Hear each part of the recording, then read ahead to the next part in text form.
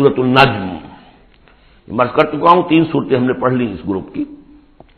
سورۃ قاف وہ جامع ہے منفرد مزاج کی، پھر سورۃ الذاریات اور سورۃ الطور یہ آپس میں جوڑے کی شکل میں۔ اس میں آپ نے نہیں دیکھا کسی بھی رسول کا تذکرہ، اس میں جو بھی ہے یا قیامت کے احوال، جنت اور دوزخ، اور یا یہ کہ اللہ تعالیٰ کی نعمت ہے، اللہ کی قدرت ہے۔ اب یہ جوڑا ہے سورۃ النجم اور سورۃ القمر، اس میں بعض مضامین خاصے مشکل بھی ہیں دونوں صورتوں میں۔ بسم اللہ الرحمن الرحیم والنجم اذا ہوا، قسم ہے ستارے کی جبکہ وہ گرے۔ اور عجیب بات یہ مشابہت یہ ہے کہ اگلی صورت جو ہے اقتربت الساعۃ وانشق القمر، چاند کا پھٹ جانا، 2 ٹکڑے ہو جانا، یہاں ستارے کا گرنا۔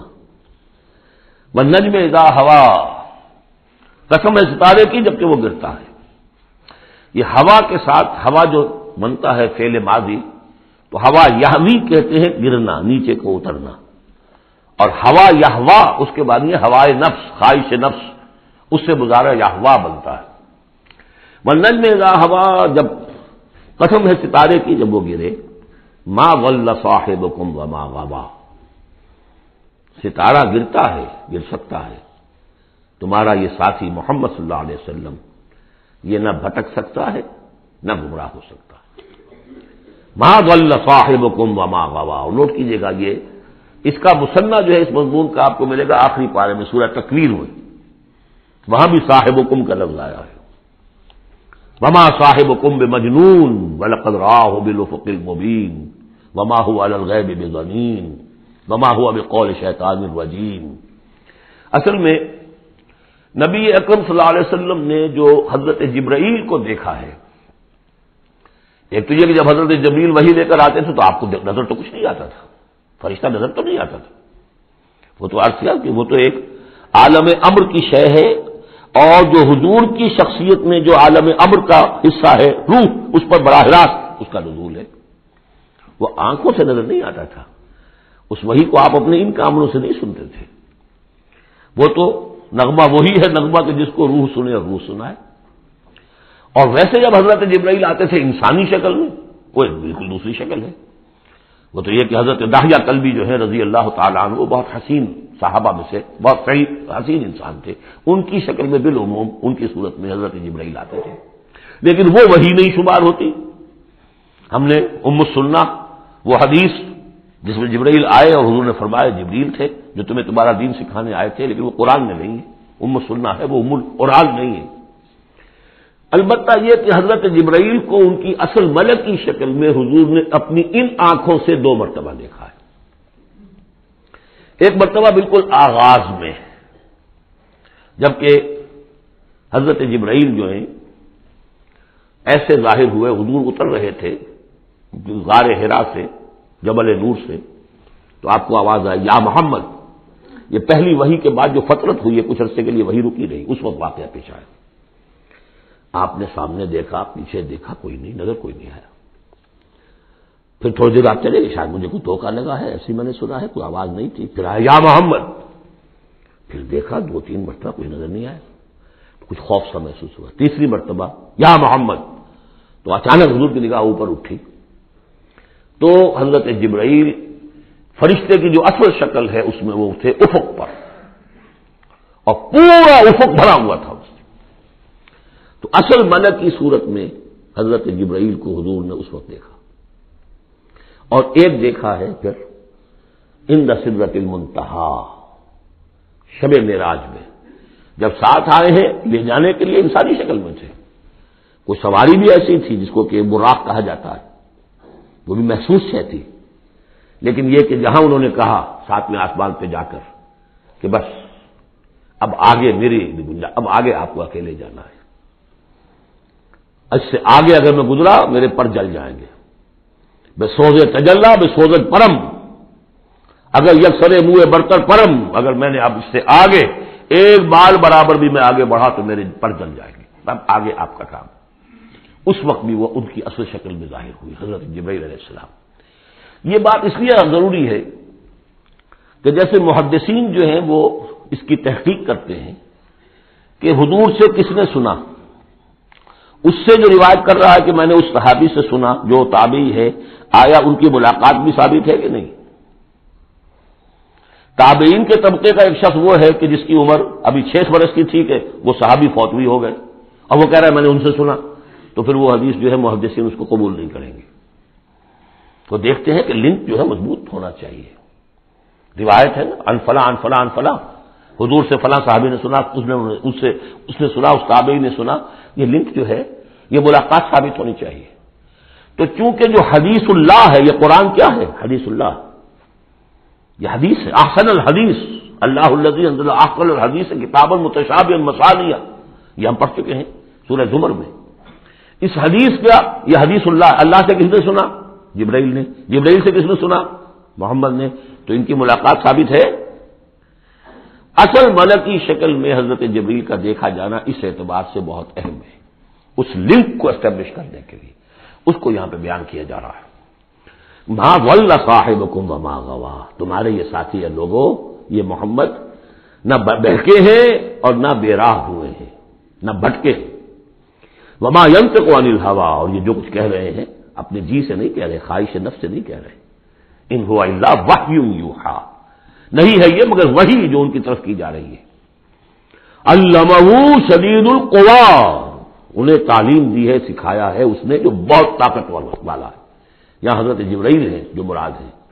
علمہ شدید القوی، یہ قرآن کس نے سکھایا محمد کو؟ شدید القوی، ذو مرۃ، وہ بڑا زور آور ہے، فاستوی، وہ سیدھا ہوا، وہو بالافق الاعلی، اور افق اعلی کے اوپر وہ محمد کو نظر آ رہا تھا صلی اللہ علیہ وسلم۔ ثم دنا فتدلی، پھر ذرا نیچے کو لٹکا، قریب آیا، فکان قاب قوسین او ادنی، اور پھر وہ اتنے قریب آ گیا کہ جیسے 2 کمانوں کا فاصلہ ہو یا اس سے بھی قریب۔ فاوحی الی عبدہ ما اوحی، پھر اس نے وحی کی اللہ کے بندے کی طرف جو وحی کی۔ وہ وحی کون سی تھی؟ وہ ہے اصل میں وحی رسالت۔ وحی نبوت جو تھی وہ تو شروع میں آ چکی، اس کے بعد یہ فترت ہو گئی تھی، کچھ وقفہ پڑ گیا تھا۔ شروع میں وحی جس سے کہ حضور کی نبوت کا ظہور ہوا ہے وہ تو ہے اقرا بسم ربک الذی خلق، خلق الانسان من علق، اقرا وربک الاکرم الذی علم بالقلم، علم الانسان ما لم یعلم۔ لیکن اب یہ سورہ مدثر کی آیات اس وقت نازل ہوئی، یا ایھا المدثر، جب حضور گھر آ گئے اور پھر آپ نے اپنی اہلیہ سے کہا، خوف زدہ تھے جو بھی منظر دیکھا تھا، ملک کی شکل، فرشتے کی شکل، اب وہ تو حضور ہی نے دیکھا جو دیکھا، ہم تو نہیں سمجھ سکتے کہ آپ نے کیا دیکھا، لیکن یہ کہ اس کے بعد آپ آئے، آپ نے کہا مجھے کمبل اڑا دو، لحاف اڑا دو، لحاف اوڑھ کر آپ لیٹ گئے، تو پھر وہ وہی یا ایھا المدثر قم فانذر وربک فکبر، اے لحاف میں لپٹ کر لیٹنے والے کھڑے ہو جاؤ اور خبردار کرنا شروع کر دو لوگوں کو۔ اور تمہاری اس دعوت کا نقطۂ آغاز تو انذار ہے، اور اس کا ہدف دنیا میں تکبیر رب ہے، رب کو بڑا کرو، اس کی بڑائی منواؤ، اس کی بڑائی نافذ کرو، اس کا نقشہ کھینچا گیا ہے۔ علمہ شدید القوی ذو مرۃ فاستوی وہو بالافق الاعلی ثم دنا فتدلی فکان قاب قوسین او ادنی فاوحی الی عبدہ ما اوحی ما کذب الفؤاد ما رأى، جو کچھ انہوں نے دیکھا ان کے دل و دماغ نے اسے جھٹلایا نہیں، یہ نہیں کہا کہ نہیں یہ کیا ہے۔ دیکھیے ایسا ہوتا ہے کہ غیر معمولی سی بات آپ دیکھیں تو ایک شخص ہو جاتا میں خواب دیکھ رہا ہوں یا حقیقت دیکھ رہا ہوں۔ آنچنی بینیم بیداری تو یارم یا بے خواب، اے اللہ جو میں دیکھ رہا ہوں یا ہم دیکھ رہے ہیں یہ بیداری میں دیکھ رہے ہیں، یہ خواب میں دیکھ رہے ہیں، وہ غیر متوقع چیز۔ لیکن نبی کو کوئی شک نہیں ہوا، ما کذب الفؤاد ما رأى، یکسوئی کے ساتھ دل و دماغ اور جو بھی آپ کی آنکھ دیکھ رہی تھی ان میں کوئی کانفلکٹ نہیں تھا۔ ما کذب الفؤاد ما رأى فتمارونہ علی ما یری، تو کیا تم اس سے جھگڑتے ہو اس چیز پر کہ جسے وہ دیکھ رہا ہے؟ اقبال نے کہا نا کہ قلندر ہرتے گوید دید گوید، جو شخص اپنا دیکھی ہوئی چیز بیان کر رہا ہے تم اس سے جھگڑ رہے ہو، تمہارے لیے تو وہ ایک غیب کی خبر ہے، اس نے تو دیکھا ہے۔ افتمارونہ علی ما یری وَلَقَدْ رَآهُ نَزْلَةً أُخْرَىٰ، اس نے تو ایک مرتبہ اور بھی دیکھا، کہاں دیکھا؟ عند سدرۃ المنتہی، شب معراج میں سدرۃ المنتہی کوئی بیری کا درخت ہے، وہ کیسی بیری ہے؟ ساتویں آسمان کی بیری، وہ آخری حد ہے، مخلوق کوئی اس سے آگے نہیں جا سکتی۔ اس سدرۃ المنتہا، منتہا نہایت، حد، جہاں کی حد ہو گئی، وہاں تک حضور پہنچے ہیں، سدرۃ المنتہا تک۔ اندہا جنت الماوا، اور سب سے اونچی جو جنت ہوگی جنت الماوا، وہ اس کے قریب ہی ہے، وہ بھی ساتویں آسمان پر ہے۔ یہ تو درجہ بدرجہ ترقی ہوتی جائے گی نا۔ پہلی ضیافت جو ہے، پہلی نزل جو ہے، وہ تو اسی زمین پر ہو جائے گی، پھر جو ترقی ہوگی اپنے اپنے مدارج، اپنے اپنے مراتب، اپنے اپنے مقامات، اپنے اپنے ایمان کی گہرائی، اپنے اپنے اعمال صالحہ، اپنا اپنا انفاق مال و جان، اس کے حوالے سے درجے ہوں گے۔ اندہا جنت الماوا اذ یغشی السدرۃ ما یغشی، جبکہ ڈھانپے ہوئے تھا اس بیری کو جو ڈھانپے ہوئے تھا۔ اب تمہیں کیا بتائیں کیا ڈھانپے ہوئے تھا، تم نہیں سمجھ سکتے۔ دیکھیے کس طریقے سے اذ یغشی السدرۃ، کوئی انوار الہیہ کا کوئی ایسا نزول ہے وہاں جو زبان سے ادا نہیں ہو سکتا، کوئی الفاظ نہیں ہے کہ جو ان کی تعبیر کر سکے، اس پر انوار الہیہ کا کوئی نزول ہے۔ اذ یغشی السدرۃ ما یغشی، جبکہ چھایا ہوا تھا اس بیری کے اوپر جو چھایا ہوا تھا، جبکہ ڈھانپا ہوا تھا اس بیری کو جس میں ڈھانکا ہوا تھا۔ ما زاغ البصر وما طغی، نبی کی آنکھ اس وقت نہ کج ہوئی نہ حد سے بڑھی۔ یہ دو انتہائیں ہوتی ہیں، ایک تو یہ کہ آپ کسی انٹینس لائٹ کو فیس نہ کر سکے تو نگاہ ہٹائیں گے آپ، یا جھپک لیں گے، فیس نہیں کر سکتے اگر آپ میں ہمت نہیں، استعداد نہیں ہے۔ نبی کا ظرف اتنا تھا کہ ان انوار الہیہ کا براہ راست مشاہدہ کیا ہے، اور نگاہ آپ کو ادھر ادھر کرنے کی ضرورت پیش نہیں آئی۔ لیکن طغا ایک حد ادب بھی ہوتا ہے جس سے آگے انسان کو نہیں جانا چاہیے۔ نگاہ جو ہے اس نے بے ادبی کی روش بھی اختیار نہ کی۔ علامہ اقبال نے، واقعہ یہ کہ اس آیت کو میں نے سمجھا علامہ اقبال کے ایک شعر سے، اور اکثر و بیشتر لوگ نہیں سمجھ سکے اس آیت کو۔ ذوق و شوق کے نام سے جو ان کی نظم ہے بال جبریل میں، وہ میرے نزدیک ان کے شاعرانہ جو ان کی استعداد ہے اس میں بلند ترین نظم ہے وہ۔ جہاں تک پیغام ان کا جو ہے امت مسلمہ کے لیے، اس کے لیے ابلیس کی مجلس سے شورا، وہ کلائمیکس ہے، اور وہ ہے بھی ان کے آخری زمانے کی نظم ہے، سن 36 میں انہوں نے کہی ہے۔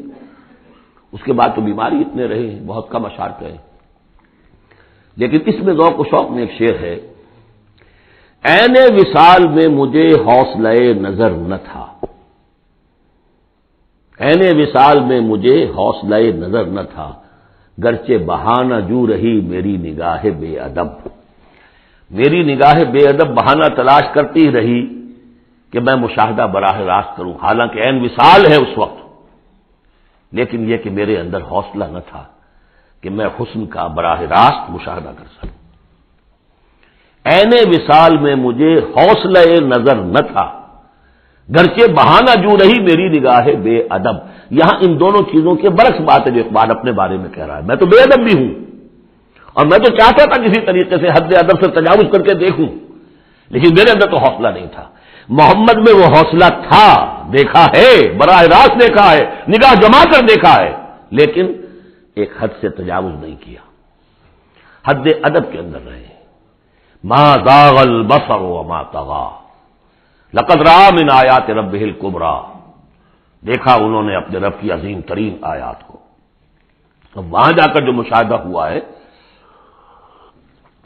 وہ تو اللہ کی عظیم ترین آیات کا ہے، اور اسی سے در حقیقت دلیل ہے ام المومنین حضرت عائشہ صدیقہ رضی اللہ تعالی عنہ اور حضرت عمر رضی اللہ تعالی عنہ کا جو قول ہے، شب معراج میں بھی حضور نے اللہ کو نہیں دیکھا، اللہ کی عظیم ترین آیات کو دیکھا، جو تجلی تھی اس وقت اللہ کی۔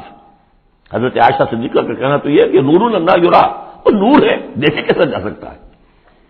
بہرحال وہاں بھی قرآن جو کہہ رہا ہے وہ یہ نہیں کہہ رہا ہے کہ اللہ کو دیکھا، نہیں، جیسے کہ وہ جو شب معراج میں پہلا سفر کا حصہ تھا زمینی، مسجد حرام سے مسجد اقصی تک، سبحان الذی اسریٰ بعبدہ لیلا من المسجد الحرام الى المسجد الاقصی الذی بارکنا حولہ لنریہ من آیاتنا، وہاں پر بھی اللہ نے اپنی آیات کا مشاہدہ کرایا، لیکن وہ زمینی آیات ہیں اللہ کی، وہ برکات جو ہیں زمینی ہیں۔ یہ تجلی جو ہو رہی ہے یہ ہو رہی ہے اس سدرۃ المنتہا پر، آخری حد ہے، مخلوق کی آخری حد ہے، اس سے آگے کہیے حرم ہے، حریم ذات ہے اللہ کی، جس میں کسی غیر کا کوئی دخل ممکن نہیں۔ اس حد پر جا کر جو وہاں تجلیات باری تعالیٰ تھے ان کا مشاہدہ کیا ہے۔ لقد رأى من آیات ربہ الکبریٰ افرأیتم اللات والعزیٰ، اب یہاں مضامین وہی شروع ہو گئے ہیں جو مکی صورتوں کے ہیں۔ تو کیا تم نے دیکھا ہے، دیکھو تو غور تو کرو تم لوگوں، تم نے اللات اور عزیٰ کے بارے میں غور کیا، اور منات الثالثۃ الاخری، تم نے یہ تین دیویاں بنا رکھی ہیں۔ الکم الذکر ولہ الانثیٰ، کیا تمہارے لیے تو مذکر بیٹے تمہیں پسند ہیں اور اسے تم نے بیٹیاں الاٹ کی ہیں؟ دل کا اذن قسمت ضیزا، یہ تو بڑی بھونڈی تقسیم ہے جو تم نے کی ہے، کہ خود اپنے لیے بیٹے پسند ہے، اللہ کو الاٹ بھی کی تو بیٹیاں، اور ان کی حقیقت کوئی ہے ہی نہیں۔ ان ہی الا اسماء سمیتموها انتم وآباؤکم، یہ کچھ نہیں ہے سوائے اس کے کچھ نام ہیں جو دھر لیے ہیں تم نے اور تمہارے آباء و اجداد نے۔ ما انزل اللہ بہا من سلطان، اللہ نے ان کے لیے کوئی سند نہیں اتاری۔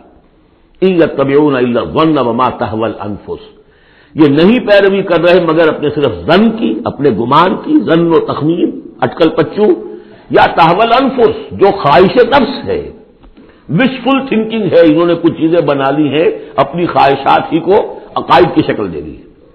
وَلَقَدْ جَاءَهُم مِّن رَّبِّهُمُ الْهُدَىٰ، جبکہ ان بدبختوں کے پاس ان کے رب کی طرف سے یہ الہدا آ گیا، قرآن آ گیا، محمد آ گئے۔ ام للانسان ما تمنا، کیا انسان کو وہ مل جائے گا جس کی وہ آرزو کرتا ہے؟ فللہ الآخرۃ والأولیٰ، آخرہ اور اولا، اولا دنیا، سب اگلا پچھلا، آخرہ اور دنیا سب کا اختیار مطلق اللہ کے ہاتھ میں۔ وَكَمْ مِن مَلَكٍ فِي السَّمَاوَاتِ لَا تُغْنِي شَفَاعَتُهُمْ شَيْئًا، اور کتنے ہی فرشتے ہیں آسمانوں میں کہ ان کی شفاعت ان کے کسی کام نہیں آئے گی، وہ شفاعت کر رہے ہیں للذین آمنوا، اللہ ان کو بخش دے جو ایمان لائے، ان کے حق میں کوئی شفاعت نہیں کرے گا۔ جیسے کہ ہم پڑھتے ہیں سورہ غافر میں، سورہ مومن میں، فرشتے جو ہے یستغفرون لمن فی الارض، زمین والوں کے لیے استغفار کرتے ہیں، لیکن ان کے لیے کوئی سفارش نہیں ہے۔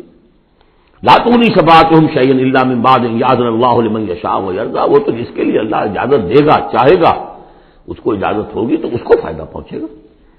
ان الذین لا یؤمنون بالآخرۃ لیسمون الملائکۃ تسمیۃ الانثی، یہ لوگ کہ جو آخرت پر ایمان نہیں رکھتے انہوں نے فرشتوں کے نام رکھ دیے ہیں مؤنث، یہ فرشتوں کے نام پر انہوں نے اپنے خیال کے مطابق یہ دیویاں جو ہے وہ گھڑ لی تھی۔ ما لہم بہ من علم، ان کے پاس کوئی علم نہیں، کوئی دلیل نہیں، نہ عقلی دلیل اور نہ کوئی اللہ کی اتاری ہوئی کسی کتاب سے کوئی سند۔ ان یتبعون الا الظن، وہ نہیں پیروی کر رہے مگر صرف ظن کی، گمان کی۔ وان الظن لا یغنی من الحق شیئا، اور ظن جو ہے وہ حق سے انسان کو مستغنی نہیں کر سکتا۔ حق وہ ہے جو آ رہا ہے اللہ کی طرف سے، جو وحی کیا جا رہا ہے، یا پھر یہ ہے کہ انسان کا وہ علم ہے کہ جو ان السمع والبصر والفؤاد، اس سے جو حاصل ہو رہا ہے، اس کی آبزرویشن ہے، اور یہ سینس ڈیٹا کو پروسیس کر کے نتیجہ نکالتا ہے عقل سے، وہ علم ہے۔ علم و علمان، یا علم وہ ہے ایکوائرڈ نالج، اور یا علم یہ ہے جو ریویل نالج ہے، باقی ظن و تخمین کی کوئی حیثیت نہیں۔ فَأَعْرِضْ عَمَّنْ تَوَلَّىٰ، تو اے نبی جو پوچھ بول رہا ہے، روح گردانی کر، آپ بھی اس سے ذرا اعراض کر لیجئے، آپ بھی اس کے زیادہ درپے نہ ہوں، زیادہ پیچھا نہ کریں ان کا۔ عن ذکرنا، جس نے پیچھ موڑ لی ہے ہمارے ذکر سے، وَلَمْ يُرِدْ إِلَّا الْحَيَاةَ الدُّنْيَا، اور اس کا کوئی مقصد نہیں ہے سوائے دنیا کی زندگی کے، اس نے مطلوب بنایا دنیا کی زندگی۔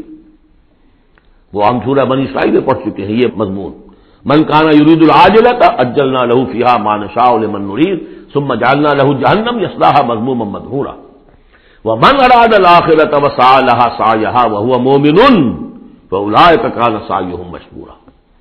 تو یہ لوگ جو ہے طالب ہیں دنیا کے صرف، ذالک مبلغهم من العلم، یہ ان کے علم کی رسائی یہیں تک ہے، اس سے آگے ان کے ذہن اتنے چھوٹے ہیں، ان کا ظرف اتنا تنگ ہے کہ آخرت کا علم جو ہے وہ ان کے ذہنوں میں آ ہی نہیں رہا۔ حالانکہ ذرا وسعت ظرف ہو تو انسان سوچے کہ کیا بس یہی دن عمر دراز مانگ کے لائے تھے، 4 دن، 2 آرزو میں کٹ گئے، 2 انتظار میں، کیا یہ زندگی ہے؟ اشرف المخلوقات، مسجود ملائک، اور زندگی یہ 30 40 50 برس۔ تو اسے پیمانہ روز و فردا سے نہ لاپ، جاویداں ہردم جواں پہم دواں ہے زندگی، وہ زندگی تو بہت طویل ہے۔ ذالک مبلغہم من العلم، یہ دنیا ہی کے اندر الجھ کر رہ گئے، یہی ان کی پہنچ ہے، رسائی ان کی علم میں اور فہم میں یہیں تک ہے۔ ان ربک هو اعلم بمن ضل عن سبیلہ، یقیناً آپ کا رب خوب جانتا ہے ان کو بھی کہ جو اس کی راہ سے بھٹک گئے، وہو اعلم بمن اہتدی، اور وہ خوب جانتا ہے ان کو بھی جو ہدایت پر ہیں۔ وللہ ما فی السماوات وما فی الارض، اور یقیناً اللہ ہی کا ہے جو کچھ کہے آسمانوں میں اور جو کچھ کہے زمین میں۔ لیجزی الذین اساءوا بما عملوا، تاکہ وہ بدلہ دے ان کو جنہوں نے سیئات کمائی ہیں، برائی کمائی کی ہے، بری کمائی کی ہے، ان کو برا بدلہ ملے۔ ویجزی الذین احسنوا بالحسنی، اور بدلہ دے وہ ان کو جنہوں نے نیک کام کیے، اچھے کام کیے، اچھائی کا بدلہ۔ الذین یجتنبون کبائر الاثم والفواحش الا اللمم، دیکھیے تیسری مرتبہ وہ مضمون آ رہا ہے، بڑے بڑے گناہ ان سے بچو، کبائر سے بچو، پہلے یہ طے کرو۔ اصل میں تو ان کا مرحلہ اثر کرنا مشکل ہے، ہوتا کیا کبائر میں سے کسی ایک کو تو آدمی کہتا ہے مجبوری ہے جی کیا کروں، اس میں تو ملوث ہے، اب سود کے بغیر تو نہیں ہے، صاحب فیکٹری چلانی ہے، مل چلانا کیسے ہوگا، لہٰذا یہ تو میری مجبوری ہے۔ ملازم کہے گا رشوت کے بغیر تو گزارا نہیں ہوتا، کہاں سے میں بچوں کی تعلیم کا بندوبست کروں، کہاں سے لاؤں، مکان کا کرایہ کہاں سے دوں۔ ایک دفعہ میں جا رہا تھا وابدہ ہاؤس میں، آڈیٹوریم میں، وابدہ آڈیٹوریم میں ایک سیرت کی تقریر تھی میری، تو جو مجھے گاڑی لینے آئی اس کے ڈرائیور کو میں نے دیکھا کہ بڑا نوجوان سمارٹ تھا، تو میں نے اس سے گفتگو ایسے درمیان میں کی، تو میں نے کہا کہ بھائی کوئی تیل ویل بیچتے تو نہیں ہو؟ کیوں جی بیچتے ہیں، ضرور بیچتے ہیں، دھڑلے سے بیچتے ہیں اور ان کو بتا کے بیچتے ہیں، اور ہم ان سے کہتے ہیں کہ ذرا جو تنخواہ آپ ہمیں دے رہے ہیں اس میں ہمیں ایک کمرے کا مکان لاہور میں لے دیں، پھر ہم تیل نہیں بیچیں گے۔ دلیل ہے تو بہرحال کبائر کو تو آدمی نے کر لیا کسی نہ کسی دلیل سے اپنے لیے جائز۔ بھائی اگر نہیں ہوتا گزارا تو تم چھابڑی لگاؤ نا، چھابڑی والا تو لے آتا ہے شام تک، جو اینٹیں دھو رہا ہے وہ بھی شام کو 60 روپے لے رہا ہے، تو 70 روپے لے رہا ہے، 100 روپے لے رہا ہے، کیوں ڈرائیوری کر رہے ہو، کیوں حرام کو نہیں کرتے؟ لیکن نہیں، کبائر کو تو ایک ایک سب نے اپنے لیے ایک گناہ تو جو ہے حلال کیا ہوا ہے۔ اب سارا زور آیا کہ صغائر کے اوپر، چھوٹی چھوٹی چیزوں پر، اسی پر بحثیں ہیں، اسی پر من دیگرم تو دیگری، تم اور ہو میں اور ہوں، تم نے یہ آمین زور سے کہہ دی تم اور ہو گئے میں اور ہوں، تم نے رفع دین کر دیا تم کوئی اور ہو، کوئی اور مخلوق کی کوئی اور ہو، کہیں شاید مریخ سے آ گئے ہو، اور مسجد سے نکلے تو مسجد کو دھویا جائے گا۔ یہ تو فرمایا الذین یجتنبون کبائر الاثم والفواحش، وہ لوگ جو بڑے بڑے گناہوں سے اور فحش سے، بے حیائی سے بچتے رہیں، الا اللمم، ہاں کبھی کوئی چھوٹ لگ گئی تھوڑی سی، کوئی صغائر، مراد یہاں پر صغائر ہے، لمم یہاں صغائر کے لیے۔ ان ربک واسع المغفرہ، دیکھیے واسع کا لفظ آ گیا، واسع ثلاثی مجرد میں اس میں فاعل ہے، اور وہ ہے موسع، کسی اور شے کو وسعت دینے والا، وَإِنَّا لَمُوسِعُونَ، ہم ابھی اس کو وسعت دیں گے۔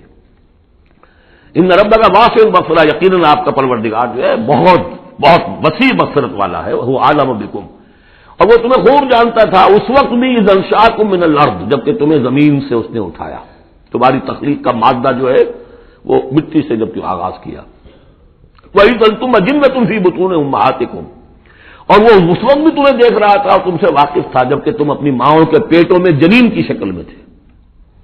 فَلَا تُزَكُّوا أَنفُسَكُمْ، تو اپنے آپ کو بڑا مزکا اور بہت نیک اور بہت متقی نہ سمجھو، اللہ کو معلوم ہے، اللہ عالم بمن اتقى، وہ عالم بمن اتقى، وہ خوب جانتا ہے جو تقوی والا ہے۔ وہی مثال آئے گی تھوتھا چنا باجے گھنا، جہاں حقیقت تقوی نہیں ہوتی وہاں مظاہر تقوی پر بہت زور ہوتا ہے، حقیقت تقوی ہے نہیں، حرام خوری ہے، لیکن یہ کہ مظاہر تقوی کے اوپر زور اس لیے دیا جائے گا، چھوٹی چیزوں کے اوپر امتحان اس لیے ہوگا۔ فلا تزکوا انفسکم، نہ اپنے آپ کو سمجھو بڑے متقی اور بڑے پاک اور بڑے پاک باز، هو عالم بمن اتقى، افرأيت الذي تولى، تو کیا تم نے دیکھا اس شخص کو جس نے پیٹھ موڑ لی، وآتى قليلا وأكدى، دیا تھوڑا سا اور پھر سخت ہو گیا۔ یہاں در حقیقت عام خیال یہی ہے، میری رائے بھی یہی ہے کہ ولید بن مغیرہ کا تذکرہ ہے، وہ قریب آ گیا تھا ایک وقت میں، یہ تذکرہ تفصیل سے آئے گا سورہ مدثر میں، معلوم ہوتا تھا کہ اب وہ ایمان کے بہت قریب ہے، لیکن پھر ایک دم سخت ہو گیا، پھر وہ عصبیت یا اپنی چودراہٹ کا خیال جو ہے وہ ایک دم نرمی پیدا ہوئی تھی، آتا قلیلا واقدا۔ عنده علم الغیب فہو یرا، کیا اس کے پاس غیب کا علم ہے جسے وہ دیکھ رہا ہے؟ اب ام لم ينبأ بما فی صحف موسیٰ، کیا اسے یہ بات خبر نہیں پہنچ چکی؟ کیا اس کو نہیں بتا دیا گیا جو صحف موسیٰ میں تھا؟ وہ ابراہیم الذی وفا، اور ابراہیم کے صحیفوں میں تھا جس نے پورا وفا کر دی، اپنی ہر پوری وفا کی انتہا کر دی اپنے پروردگار کے ساتھ، وفا۔ تو صحف ابراہیم و موسیٰ یہ آخری پارے میں بھی سورۃ الاعلی میں آئے گا، اور یہ ہے جو میں نے پہلے بھی عرض کیا تھا کہ صحف ابراہیم کہاں ہے؟ صحف موسیٰ تو first 5 books of the old testament, لیکن وہ کہاں ہے صحف؟ گمان ہے میرا واللہ عالم کہ ہندوستان میں جو ہندوؤں کے اپنشدس ہیں وہ صحف ابراہیم کی بگڑی ہوئی شکلیں ہیں، واللہ عالم، گمان کے درجے میں۔ اس میں حضرت موسیٰ کے صحیفوں میں اور ابراہیم کے صحیفوں میں کیا بات تھی؟ اللہ تزر وازرۃ وزر اخری، کہ نہیں اٹھائے گی کوئی جان کسی دوسری جان کے بوجھ کو۔ ہر شخص کو اپنی رسپانسبلٹی، خود اپنی اکاؤنٹیبلٹی کو فیس کرنا ہوگا، خود جواب دہی کرنی ہوگی۔ جیسے کہ ہم پڑھ چکے ہیں سورہ مریم میں، وَكُلُّهُمْ آتِيهِ يَوْمَ الْقِيَامَةِ فَرْدًا، ہر شخص اللہ کی عدالت میں آئے گا قیامت کے دن اکیلا، نہ باپ ساتھ ہوگا، نہ ماں ساتھ ہوگی، نہ جورو ساتھ ہوگی، نہ بیٹے ساتھ ہوں گے، نہ بیٹیاں ساتھ ہوں گی، کوئی ساتھ، کوئی بھائی ساتھ ہوگا، یا عورت ہے تو نہ شوہر ساتھ ہوگا، اسے اپنا جواب خود دینا ہے۔ اللہ تزر وازرۃ وزر اخری لیس للانسان الا ما سعی، اور یہ کہ انسان کے لیے نہیں ہے مگر وہی کچھ جس کے لیے اس نے سعی کی ہے، محنت کی ہے، کمائی کی ہے۔ تمناؤں سے کچھ نہیں ہوتا، ام للانسان ما تمنا شروع میں آیا تھا، کیا تمناؤں سے کچھ مل جائے گا؟ کیا انسان کو مل جائے گا جو وہ چاہے گا؟ نہیں۔ اب یہاں اس کا جواب آ گیا، لیس للانسان الا ما سعی، کسی انسان کو نہیں ملے گا کچھ بھی مگر وہی جس کے لیے اس نے سعی کی ہے، محنت کی۔ وَأَنَّ سَعْيَهُ سَوْفَ يُرَىٰ، البتہ جو اس کی صحیح ہوگی وہ اسے دکھا دی جائے گی، اس کے سامنے آ جائے گی۔ فَمَن يَعْمَلْ مِثْقَالَ ذَرَّةٍ خَيْرًا يَرَهُ وَمَن يَعْمَلْ مِثْقَالَ ذَرَّةٍ شَرًّا يَرَهُ، جس نے ذرے کے ہم بدن نیکی کی ہوگی اس کو دیکھ لے گا، اور جس نے ذرے کے ہم بدن بدی کی ہوگی وہ دیکھ لے گا۔ ثُمَّ يُجْزَاهُ الْجَزَاءَ الْأَوْفَىٰ، پھر اس کو بدلہ دیا جائے گا پورا بدلہ۔ وَأَنَّ إِلَىٰ رَبِّكَ الْمُنتَهَىٰ، اور یہ کہ بالآخر تو تمہارے رب ہی کی طرف جانا ہے۔ وَأَنَّهُ هُوَ أَضْحَكَ وَأَبْكَىٰ، اور یہ کہ وہی تمہارا رب ہے جو ہنساتا بھی ہے رلاتا بھی ہے۔ ایسی حالات جن میں کہ تم خوش رہتے ہو، ہنستے ہو، وہ بھی اللہ کی طرف سے ہیں، اور ایسے حالات جن میں تمہیں رونا آ جاتا ہے، تکلیف ہوتی ہے، وہ بھی اللہ کی طرف سے ہیں۔ وَأَنَّهُ هُوَ أَمَاتَ وَأَحْيَا، اور یہ کہ وہی ہے جو مارتا بھی ہے اور زندہ بھی رکھتا ہے۔ وَأَنَّهُ خَلَقَ الزَّوْجَيْنِ الذَّكَرَ وَالْأُنثَىٰ مِن نُطْفَةٍ إِذَا تُمْنَىٰ، اور یہ کہ وہی ہے کہ جس نے بنا دیے ہیں زوجین، الذکر والانثیٰ، مذکر اور مؤنث، مرد اور عورت، نر اور مادہ، من نطفتن، ایک ہی بوند سے، اذا تمنا، جبکہ وہ ٹپکائی جاتی ہے۔ وَأَنَّ عَلَيْهِ النَّشْأَةَ الْأُخْرَىٰ، اور یہ کیا اسی کے ذمے ہے دوبارہ اٹھانا، اس کو نوٹ کیجیے، ذمہ داری ہے اس کی، عَلَيْهِ النَّشْأَةَ الْأُخْرَىٰ، اس لیے کہ اگر وہ نہیں اٹھاتا دوبارہ تو نیکوکاروں پر یہ بہت بڑا ظلم ہو جائے گا، جنہوں نے یہاں بھی ہاتھ روک کر رکھے، اپنے پھونک پھونک کر قدم رکھا، چاہے روکھی سوکھی پر گزارا کرنا پڑا، کوئی حرام خوری نہیں کی، مشقت میں زندگی گزار دی۔ اگر یہ نشأت ثانیہ نہیں ہے، دوبارہ اٹھنا نہیں ہے، انہیں اجر و ثواب نہیں مل رہا ہے، تو بہت بڑا ظلم ہے جو ان پر ہو جائے گا۔ وَأَنَّ عَلَيْهِ النَّشْأَةَ الْأُخْرَىٰ، اس کے ذمے ہے دوبارہ اٹھانا۔ وَأَنَّ عَلَيْهِ النَّشْأَةَ الْأُخْرَىٰ وَأَنَّهُ هُوَ أَغْنَىٰ وَأَقْنَىٰ وَأَنَّهُ هُوَ رَبُّ الشِّعْرَىٰ وَأَنَّهُ أَهْلَكَ عَادًا الْأُولَىٰ وَثَمُودَ فَمَا أَبْقَىٰ وَقَوْمَ نُوحٍ مِّن قَبْلُ إِنَّهُمْ كَانُوا هُمْ أَظْلَمَ وَأَطْغَىٰ وَالْمُؤْتَفِكَةَ أَهْوَىٰ فَغَشَّاهَا مَا غَشَّىٰ فَبِأَيِّ آلَاءِ رَبِّكَ تَتَمَارَىٰ صدق اللہ العظیم۔ اور یہ کہ اللہ ہی کے ذمے ہے دوبارہ اٹھا دینا، اور یہ کہ اسی نے دولت دی، اسی نے خزانہ دیا، لیکن اس کے ایک معنی یہ بھی ہے کہ اسی نے جس کو بھی فقر آتا ہے اسی کی طرف سے آتا ہے۔ اغنا، اقنا چونکہ یہ باب افعال ہے تو اس میں سلب ماخذ کا ایک مفہوم بھی ہوتا ہے۔ وَأَنَّهُ هُوَ رَبُّ الشِّعْرَىٰ، وہ ستارہ جس کی کہ عام طور پر پرستش کی جاتی تھی، یہ کہ اس کا رب بھی وہی ہے۔ وَأَنَّهُ أَهْلَكَ عَادًا الْأُولَى، اور یہ کہ اسی نے ہلاک کیا تھا پہلے عاد کو۔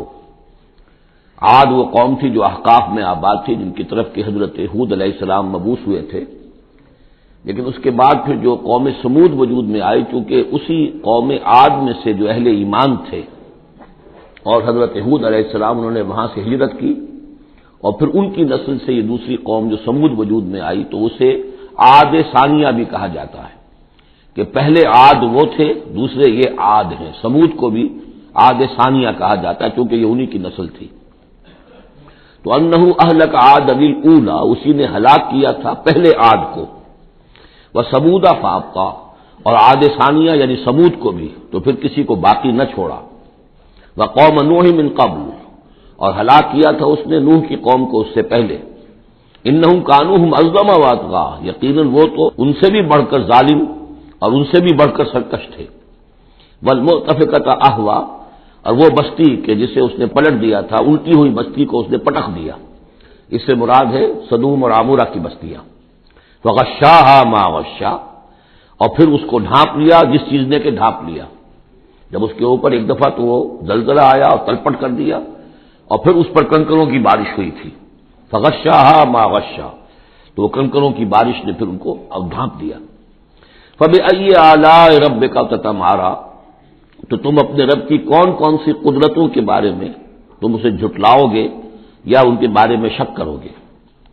ھذا نذیر من النذر الاولى، ھذا یہ یعنی محمد صلی اللہ علیہ وسلم یہ بھی ایک خبردار کرنے والے ہیں، جیسے کہ اور بہت سے خبردار کرنے والے پہلے آ چکے ہیں۔ من النذر الاولى، پہلے کے، نذیر کی جمع نذر۔ ازفت الازفہ، آ چکی ہے قریب وہ آنے والی، لیس لہا من دون اللہ کاشفہ، اور نہیں ہے کوئی اس کو کھول دینے والا اللہ کے سوا۔ اس کے یہ بھی معنی ہے کہ جیسے کشتی کا لنگر کہیں ہو تو لنگر کھول کر، لنگر اٹھا کر پھر کشتی کو روانہ کیا جاتا ہے، تو ایسے ہی وہ قیامت ابھی لنگر انداز ہے، لیکن اس کو روانہ کرنا، اسے چلانا اللہ ہی کا کام ہے جب وہ چاہے گا۔ اور یہ بھی ہے کہ اس کا علم جو ہے کہ کھول کر دکھا دیا جائے کہ وہ کب آئے گی، یہ بھی صرف اللہ کے پاس ہے، اس کے سوا کوئی نہیں ہے کہ جو بتا سکے کب آئے گی۔ افمن ھذا الحدیث تعجبون، تو کیا تم کو اس بات سے تعجب ہو رہا ہے؟ ھذا الحدیث، اس قرآن ہی کے بارے میں کہا جا رہا ہے، وتضحکون ولا تبکون، اور تم ہنستے ہو اور روتے نہیں ہو، وانتم صامدون، اور تم خوش فیلیاں کر رہے ہو، خوش گپیوں میں لگے ہوئے ہو، فاسجدوا للہ واعبدوا، بس سجدہ کرو اللہ کے لیے اور اسی کی بندگی کرو، اسی کی پرستش کرو، سجدہ کر لیجیے۔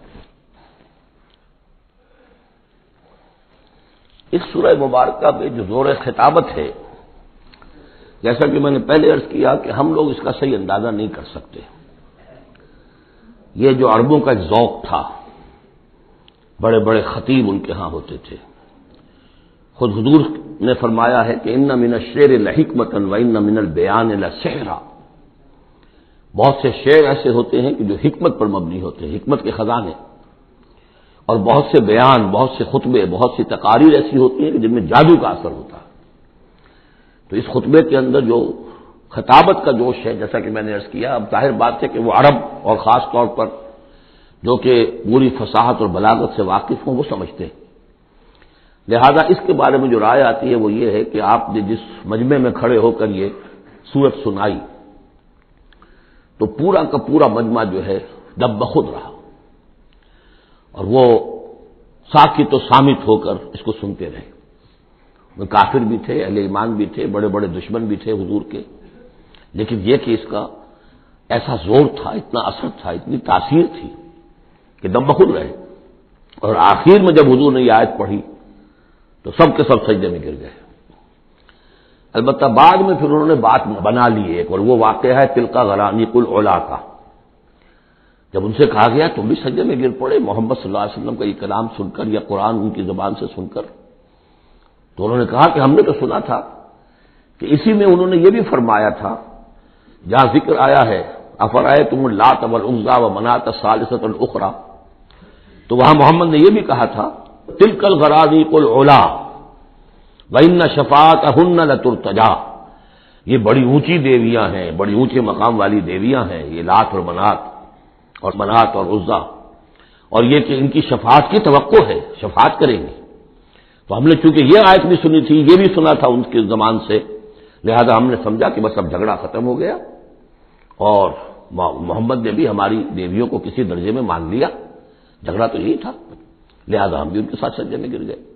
لیکن یہ گویا کہ ان کی سکون سازی تھی، یا یہ کہ بعض علماء کی یہ تعویل ہے کہ ہو سکتا ہے کسی شیطان نے جب کہ حضور پڑھ رہے تھے تو یہ الفاظ پڑھ دیے ہوں آواز ملا کر اور انہوں نے سنے ہوں، واللہ عالم۔